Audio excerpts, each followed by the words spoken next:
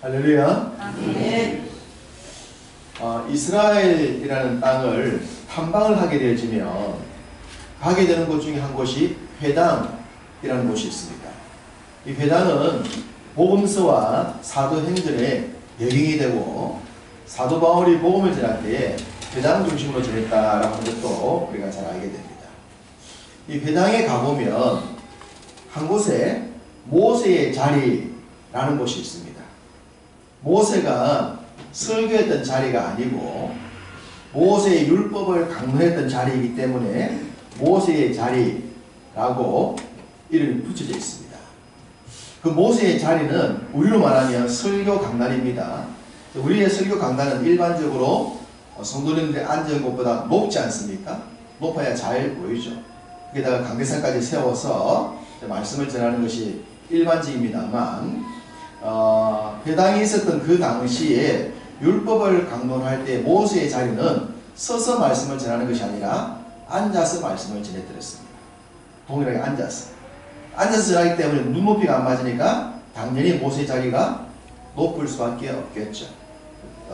회당에서는 모세의 자리가 좀 높이 있습니다. 좀 높여져 있고 그 높은 곳에 말씀을 전하는 자가 설 때 특별한 또 예복을 입습니다. 누가 보더라도 저 사람 말씀 전하는 자구나 라고 하는 것을 알 수가 있습니다. 제가 매주 양복을 입지만 이 양복은 저만 입는 게 아니죠. 우리 성도님도 있지 않습니까? 표시가 나지 않아요. 제가 여기에 만약에 후드를 입는다든가 뭐 가운을 입는다든가 그러면은 달라지겠지만 일반적으로 양복을 입으면 표시가 나지 않아요. 그러나 당시 말씀을 전했던 사람들은 특별한 예복을 입어드렸습니다. 모습이 딱 다르죠. 한눈에 알 수 있는 겁니다. 높은 자리에 앉았고 특별한 옷을 입었고 거기에 율법의 전문가라고 불리는 사람이 서서 말씀을 전하게 되는 겁니다. 자, 충분히 여러분 그림이 그렇지 않습니까? 회당의 장면이 어떠했겠다. 예배를 드리러 왔는데 모세의 자리라는 곳이 있고 그것은 좀 높고 거기에 특별한 예복을 입은 사람이 앉아서 주의 말씀을 강론한다. 분위기가 충분히 그려집니다. 얼마든지 우리가 이해할 수 있는 장면입니다. 그런데 이 모세의 자리, 높은 자리, 이 자리에 앉는 것을 당시 종교 지도자들이 너무 좋아했다는 것. 물론 그들이 그 모세의 자리에 앉는 것은 지극히 당연합니다. 그들은 남들보다 공부를 많이 했고 율법에 좀 더 능통하고 또 역량을 가지고 있고 여러 가지를 볼 때 이분들이 그 자리에 앉는 것은 뭐 입될 것이 없는 거예요. 그럼에도 불구하고 그들은 그 자리를 너무 탐했던 겁니다. 그래서 우리 주님이 이런 말씀을 하십니다. 마태복음 23장 6절과 7절인데요. 잔치의 윗자리와 회당의 높은 자리와 시장에서 문안받는 것과 사람에게 랍비라 칭함받는 것을 좋아하느니라. 자, 당시 종교 지도자들의 모습입니다. 당시 종교 지도자들은 잔치의 윗자리, 회당의 높은 자리, 시장에서 인사받는 것, 또 사람들에게 랍비, 선생님이라는 말 듣는 것을 좋아했다. 좋아했던 거예요. 당연히 지도자의 자리에 있기 때문에 당연히 인사받을 만한 자리에 있기 때문에 인사받는 것은 나쁜 게 아닙니다. 무슨 뭐라 할 수가 없습니다. 비난할 수가 없죠. 당연한 것이 않습니까? 그리고 또 일반적인 사람들이라면 다 그런 자리 원하지 않겠습니까? 우리가 위치가 안 돼서 그렇지 여러분에게 기회가 주어진다면 높은 자리에 올라서 사람들한테 인사받고 싶고 칭찬받고 싶지 않습니까? 어디 가도 그림자처럼 취급하고 알아주지도 않는 것을 원하는 사람이 누가 있겠습니까?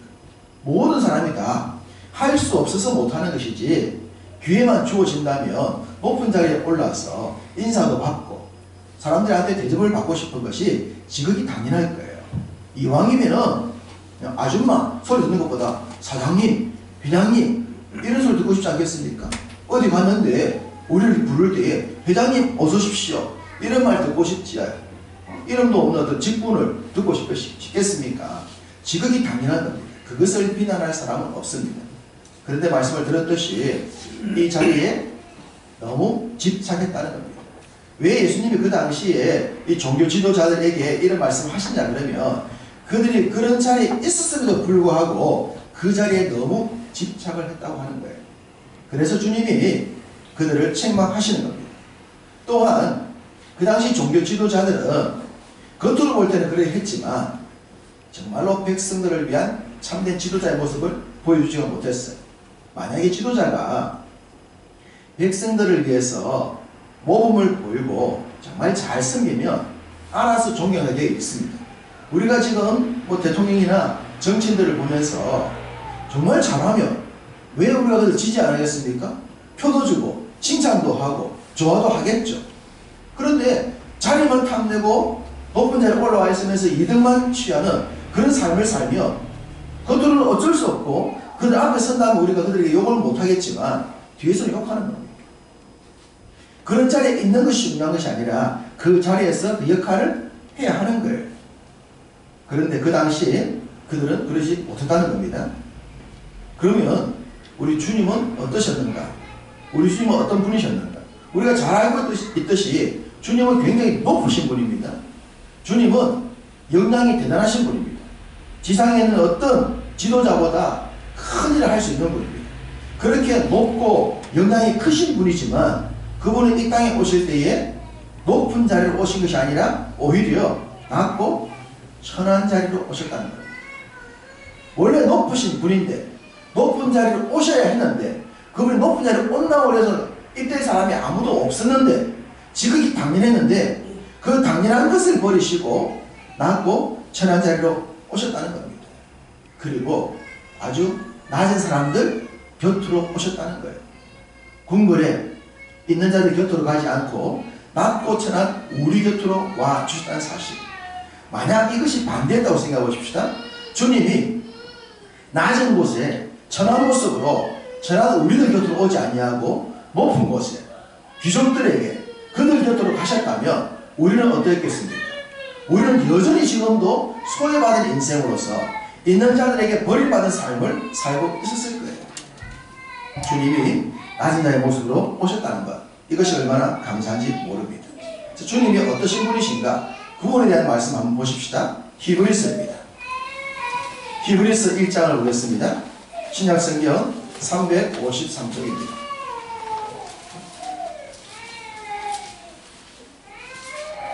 히브리서 1장 3절 말씀 같이 읽습니다.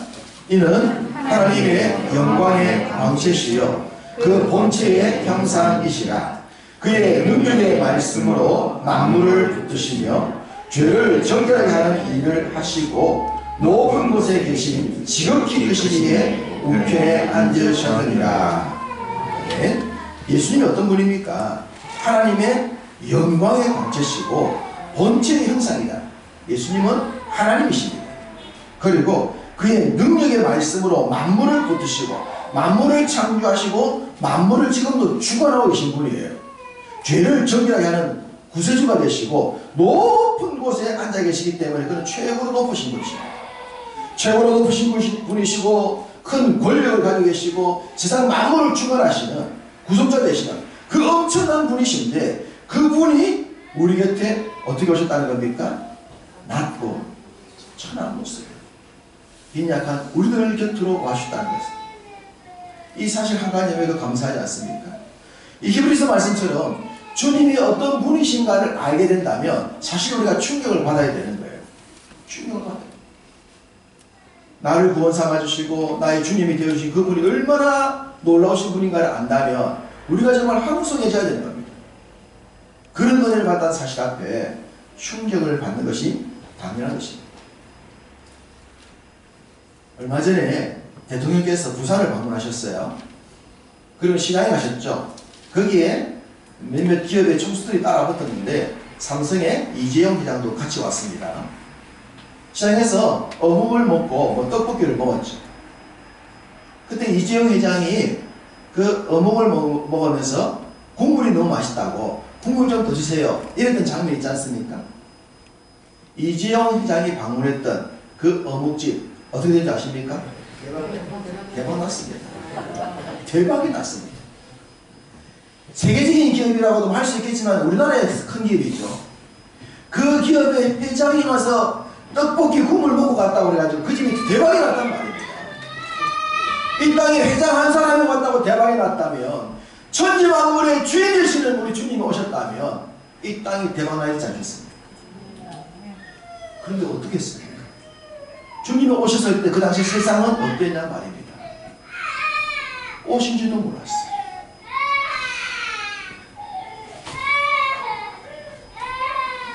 사무엘하 24장을 보면 다윗이 인구조사하는 장면이 나옵니다.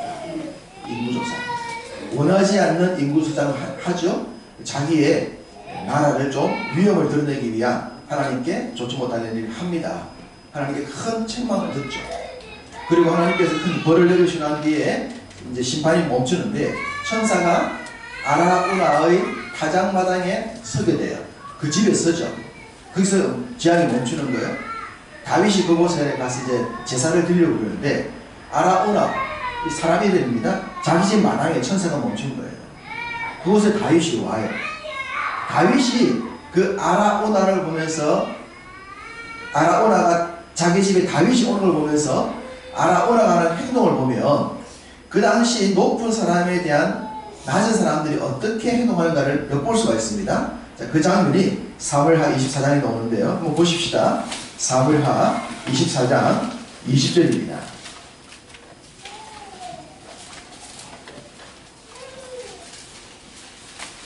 사무엘하 24장 20절 507쪽입니다. 구약성경 507쪽 함께 있습니다. 아라우나가 왕과 그의 부하들이 자기를 향하여 건너를 보고 나가서 왕 앞에서 얼굴을 땅에 대고 절합니다. 얼굴을 땅에 대고 절했습니다. 왕에게는 백성들이 그러했던 거예요. 우리나라로 그러지 않습니까? 상남마마 납시오 하면 백성들이 어떻게 했습니까? 다 땅에 엎드렸습니다. 땅의 임금들 앞에 사람들은 엎드리고 얼굴을 땅에 붙이고 무릎을 꿇고 납작 엎드려서 경배했던 것이 다윗 때뿐만 아니라 우리나라 역사에서 보여주고 있는 그 시대 모습입니다. 땅의 임금에게도 그러하다면 하늘의 임금이요 만왕의 왕이요 만주가 되시는 그 주님 앞에 인생들은 어떠해야 하냐 말입니까? 답은 뻔하지 않습니다. 그런데 그때 그 백성들은 그러지 않았다는 겁니다. 오신 줄도 몰랐어요. 바로 그 모습을 오늘 본문이 얘기를 하고 있습니다. 7절입니다. 오늘 본문 7절은 뭐라고 말합니까? 함께 있습니다. 첫 아들을 낳아 강모로 샀어 구유에 누였으니 이는 여관에 있을 곳이 없습니다. 히브리서가 말하고 있듯이 그분은 높으신 분이고 대단하신 분이고 창조주이시고 역사의 주관자이신데 그 대단하고 높으신 분이 집도 아니고 여관도 아니고 구유에 누우셨다는 사실입니다. 사람들이 그렇게 대접했던 거예요. 강영규 집사님 하윤이가 태어나서 병원에 있다가 집으로 오는 날이었어요. 하윤이가 집에 올 때 집이 준비를 했겠죠? 하윤이마저 준비했겠죠? 잘은 모르지만 집사님의 경제적으로 할 수 있는 선에서 최고의 것들을 준비했습니까? 열심히 준비했습니다. 아토피라든가 피부에 해로운 것들 그런 거 준비 안 하고 가능하면 국산으로 안전이 인정받은 걸로 좋은 걸로 최상의 것을 준비했겠죠? 그래. 우리 아이 드디어 병원에서 오면 최상의 준비를 해가지고 가장 좋은 내가 경제적으로 할 수 있는 범위 내에서 최대한 힘을 써가지고 가장 아름다운 것을 꾸미는 건 지극히 당연한 거 아닙니까? 부모 입장에서 전혀 안 돼요. 그렇게 하는 것이 그건 누가 욕하겠어요? 지극히 당연한 지극히 당연한 우리는 우리의 사랑하는 사람을 위해서도 그렇게 지극히 당연하게 일을 해야 하는데 천지만물의 주권자이신 주님을 위해서 사람들을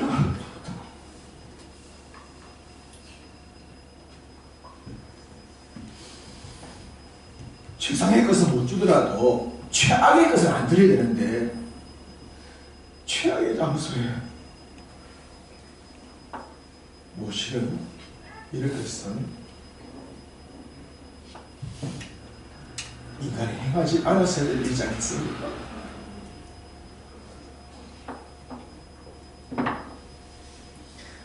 당시 백성들은 믿음이 없어서 그러다고 칩시다. 우리는 믿음이 있죠? 우리 믿음이 있지 않습니까?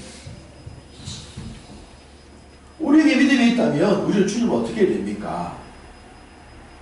믿음이 없어서 그랬다면 이해를 하지만 믿음이 있다면 우리를 받아내지 않겠습니까? 난 내 주님을 모실 때 적어도 내 아이 집에 맞이하는 것보다는 더 나아야지 않겠어요? 내 자식한테는 좋은 거 줄 줄 알고 내 좋아하는 사람한테 좋아하는 것들은 줄 줄 알면서 나를 위해서 그 주님을 위해서 내놓을 때는 생색을 낸다면 부끄러운 일 아닙니까? 믿음이 있다면, 믿음이 있다고 말한다면. 사실 성탄절을 맞을 때마다 참 개인적으로 저는 하나님께 죄송하다는 생각이 들어요. 왜냐하면 되돌아보면 주님이 항상 제 삶의 최우선이 아니거든. 저는 제 삶의 우선일 때가 참 많은 것 같아요. 말로는 목사기 때문에 겉으로는 뭐 주님을 우선적으로 산다고 말하지만 실질적으로는 제 삶에 급한 것들을 제가 더 많이 행하는 사람인 것을 저 스스로 알고 있습니다.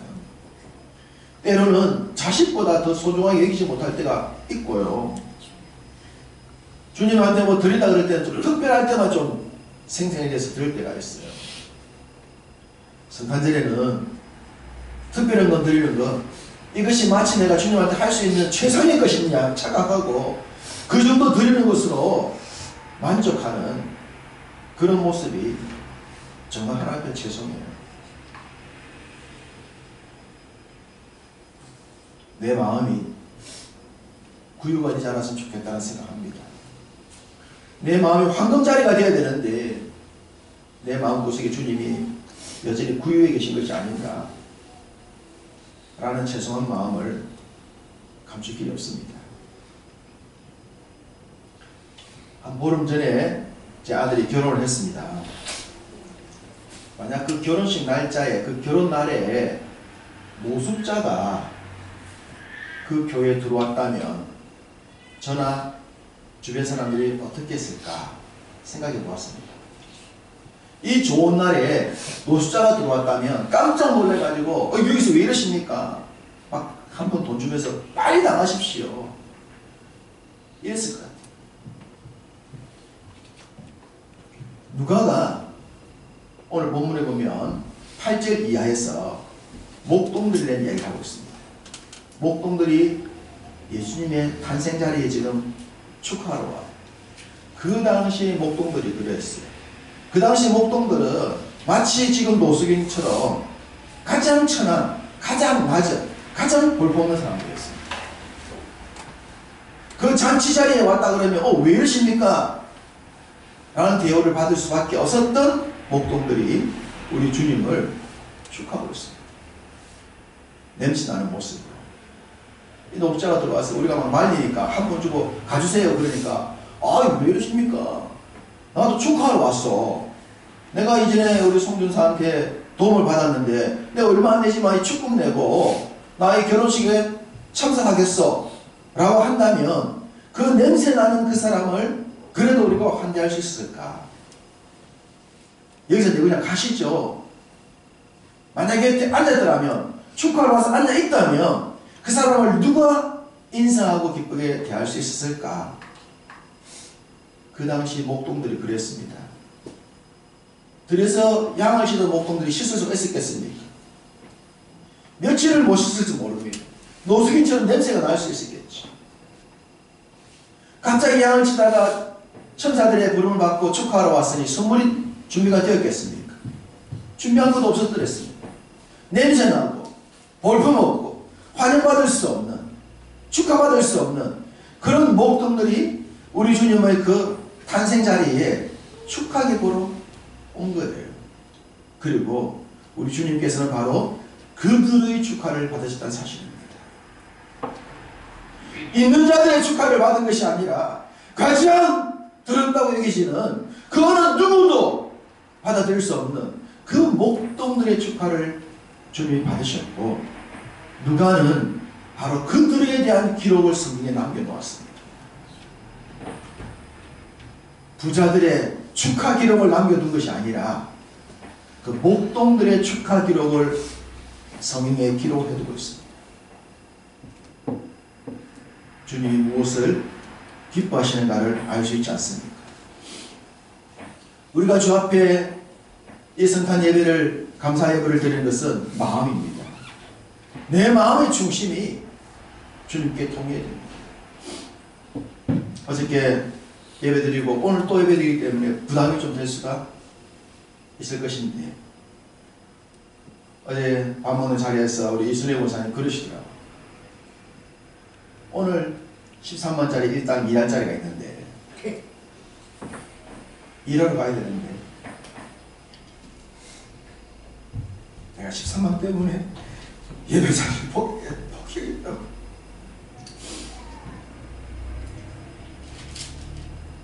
그 마음의 중심이지 않겠습니까? 넉넉하게 사는 것도 아닌데 오늘 그냥 일 있어서 일하러 가야 돼요. 그런다고 누가 뭘 하겠어요. 평일인데 그거 포기하고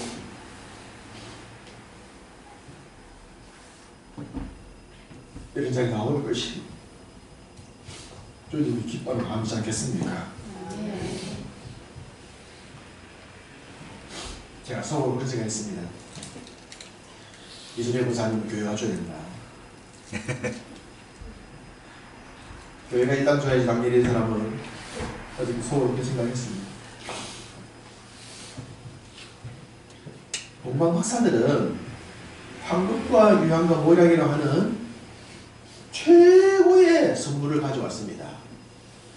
우리는 이 동방 박사들 생각하면서 예물에 초점을 맞추는데요. 예물에 초점을 맞추면 안 돼요. 그 박사들의 마음을 보아야 돼요.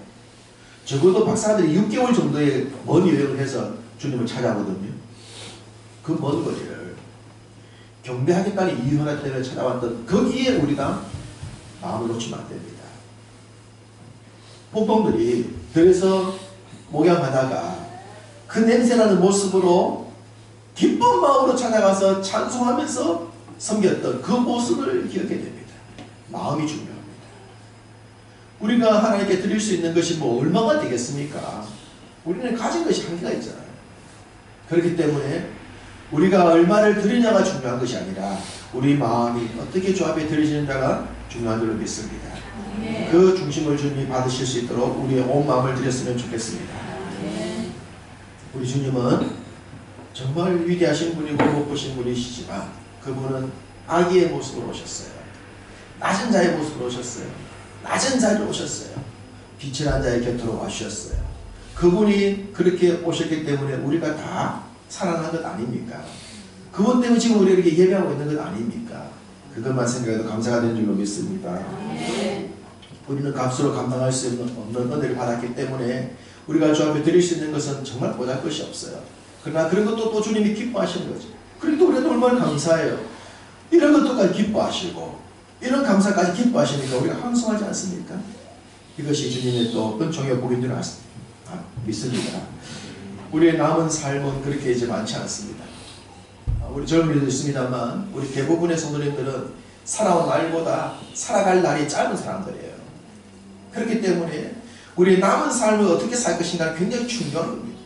그 남은 삶 우리 주님을 조금씩 닮아갔으면 좋겠습니다. 주님께 받은 사랑을 조금이라도 전하며 살았으면 좋겠습니다.